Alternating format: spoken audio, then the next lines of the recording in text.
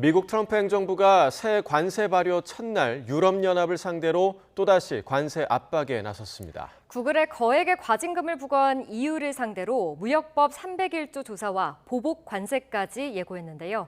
워싱턴 연결해서 자세히 알아보겠습니다. 신윤정 특파원, 트럼프 미국 대통령이 EU를 상대로 보복 관세를 거론했다고요?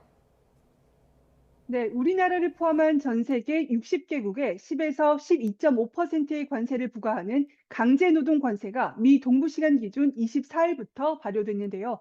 트럼프 미국 대통령은 이날 유럽연합이 미국 기술기업 구글에 거액의 과징금을 부과한 데 대해 무역법 301조를 통한 추가 관세를 예고했습니다. 트럼프 대통령은 소셜미디어에서 구글이 아무 설명도 없이 EU로부터 10억 달러의 과징금을 추가로 부과받았다고 썼습니다. 그러면서 미국은 유럽의 저금통이 아니라며 미국 기업과 납세자를 약탈하는 관행에 대해 즉각 무역법 301조 조사를 개시할 거라고 밝혔습니다.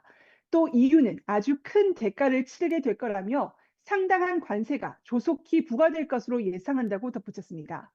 트럼프 대통령은 오늘 백악관에서 기자들과 만나서도 관세 정책 덕분에 미국이 막대한 대미 투자를 유치한 거라며 성과를 강조했는데요. 발언 잠시 들어보시죠. But no, we put the tariffs on, the very standard tariffs. The other way was easier. I thought the decision by the Supreme Court was not a good one. But we have many forms of tariffs, and all we did is go to B. EU는 전날 구글이 디지털 시장법을 위반했다며 8억 9천만 유로, 우리 돈으로 약 1조 5천억 원의 과징금을 추가로 부과했습니다. EU는 하루 전까지만 해도 새 강제노동 관세가 기존 무역합의 범위 안에 있다며 한숨을 돌렸는데요. 구글 과징금을 둘러싼 보복 관세가 현실화하면 미 EU 무역 갈등은 다시 격화할 수 있습니다. 트럼프 대통령이 사실상 관세 부과 지침을 내린 만큼 관세 부과액 역시 미국 기업에 부과된 과징금 액수에 맞먹거나 그 이상일 것으로 보입니다.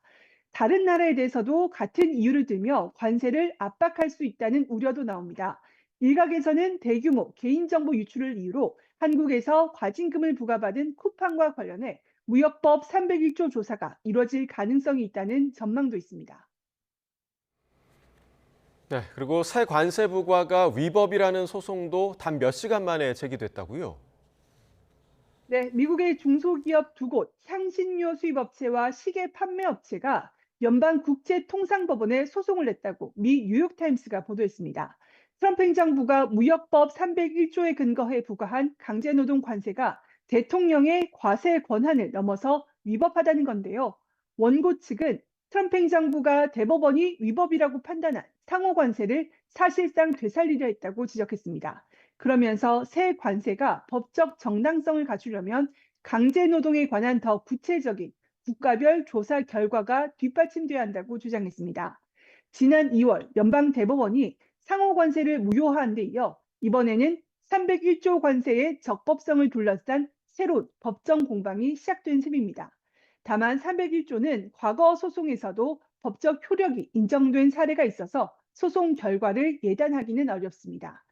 이런 가운데 미국 내부에서는 이런 관세 부과가 이란과의 전쟁 재개로 국제 유가와 휘발유 값이 다시 급등하는 가운데 나와서 물가를 자극할 수 있다는 우려도 커지고 있습니다.